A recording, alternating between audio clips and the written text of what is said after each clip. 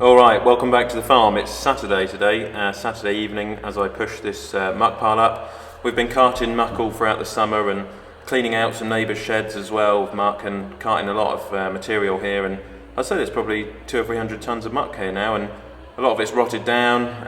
Every couple of months I'll come up to the pile and I'll just push it up, just spend an evening sort of tidying it up really, and I come up with a telehandler and do that. And I have to say, this little 630, we've had it a few years now. It is a really, really great little bit of kit. It really punches above its weight. I mean, it can really keep up with some of the much larger machines, like the 4-ton lift machines. It's punchy, pokey little thing. It's just got a Deutz engine in it.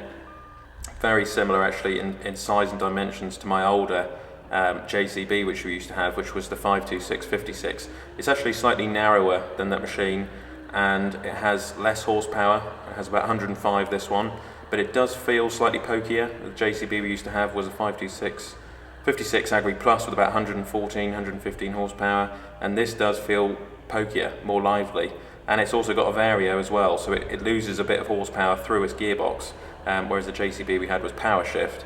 But this is the better machine, I think. It's in a completely different league compared with our old 526, and I suppose JCB now has created the 530 to compete with it, which is sort of JCB's 3-ton lifting machine.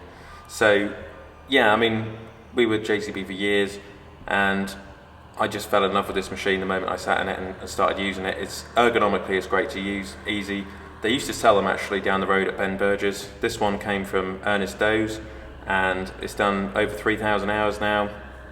Really, really happy with it, and I don't think Ben Burgess sell them anymore. I think they sell Kramer. But Manitou is now with TNS, which is the Fendt dealership, or AGCO, I suppose you'd call it.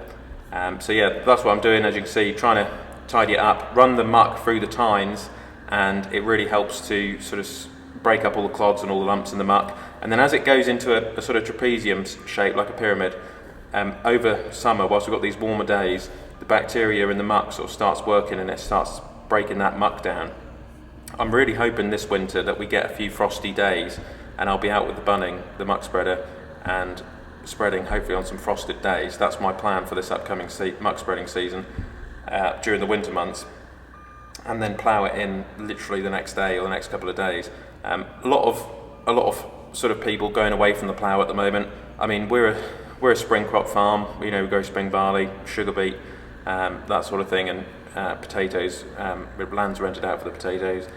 So yeah, we're mainly spring cropping, and we've always found that the plough does work very well on this small light farm. And also the extra muck which I've got this year from the contracting has been absolutely fantastic, because it's going to go through the muck spreader and increase those organic matter levels in the soil. I've had big problems on this farm with the organic matter levels. We've been trying to build them up, and it just comes down to livestock.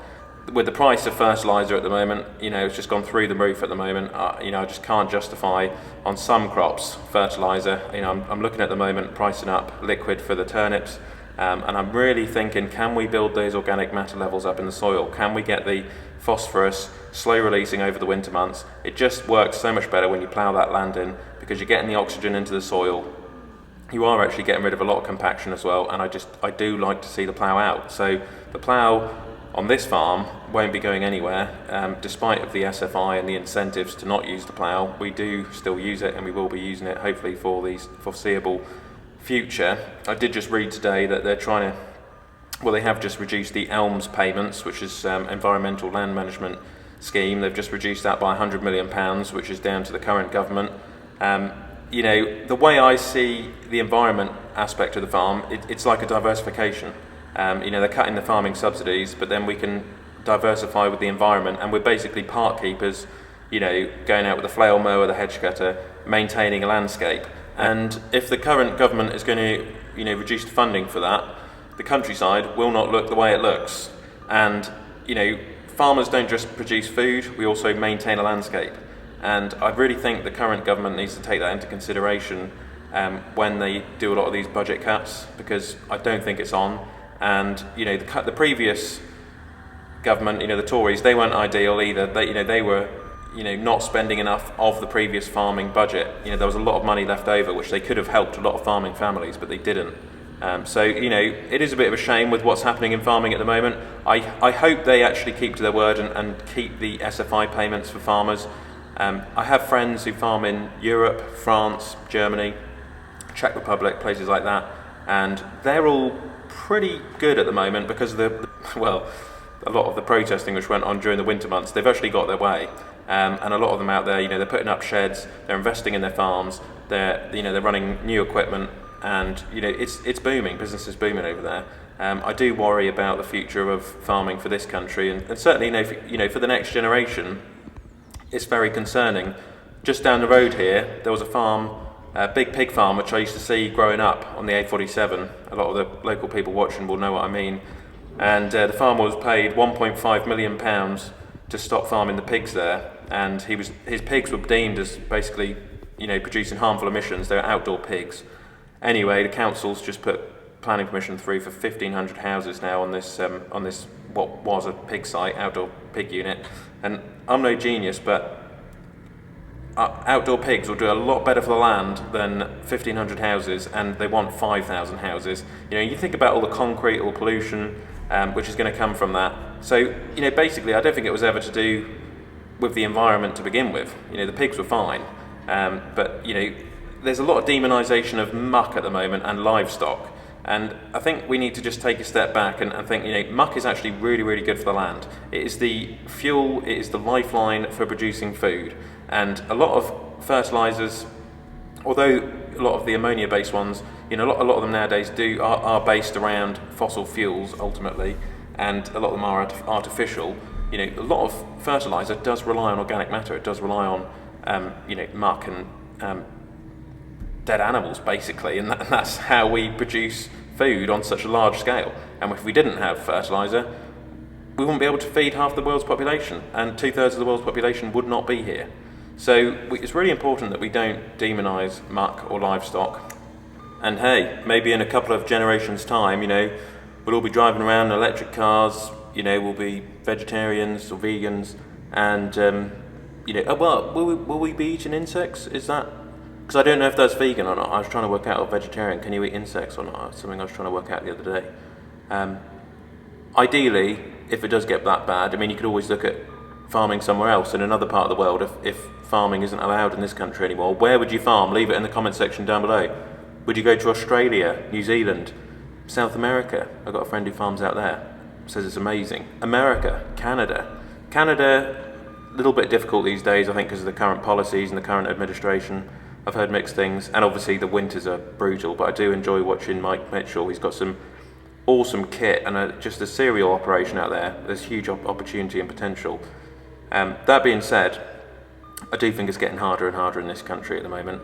Unless you're, on a massive scale or doing something very specialist and niche like what we do with our grass-fed cattle and sheep enterprise, the beef and lamb, you just have got to do completely different things and diversify, I think, more than anything. There's more and more people in this country.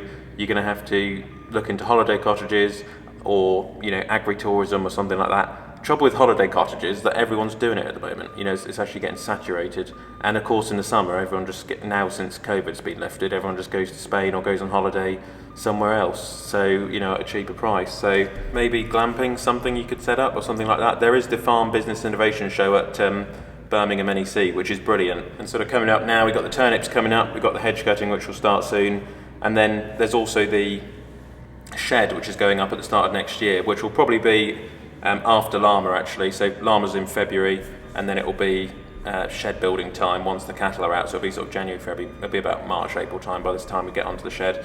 But it's important with the shed because, it's a big investment for the farm, and it's important for the future of this farm. So we will build the shed as hopefully multi-purpose farm shed. So you could put, wood chip in it or barley or something like that. You can use it for other purposes. We looked at the roundhouse as well, which is really, really good idea for livestock. Love the roundhouse. Problem is, it's when you build it, it's just one shed for being a roundhouse, basically. You can't really use it for anything other than livestock. And I think in a time where farming is so volatile at the moment, you do need sort of multi-purpose farm use out of a building. I've just ordered some blocks because I had some on order from Lewis Concrete, but they've been taking ages to order. I've got some Lego blocks from CPS Great Yarmouth, which I've got to go and pick up. And we're making a wall in between the straw stack and the fodder beet stack. And then I'm going to put the Agritel membrane on top of the fodder beet when it's harvested, which will be very soon. Anyway, so yeah, enjoy your weekend, whatever you're up to. It'll be ready for when we spread it in the winter time, which will be February. I'm hoping for a frost this year, because then we won't make a mess. If I can spread it after a good frost next day, that would be great, and then plough it in, I think, the next day. So happy with how that's turned out. Now we'll head off back to the farm. Lovely evening. It's gone a bit overcast, but still pretty warm. Yeah, we'll head off back. And yeah, thanks for watching. Keep liking and subscribing, all that good stuff. And I'll catch you on the next one.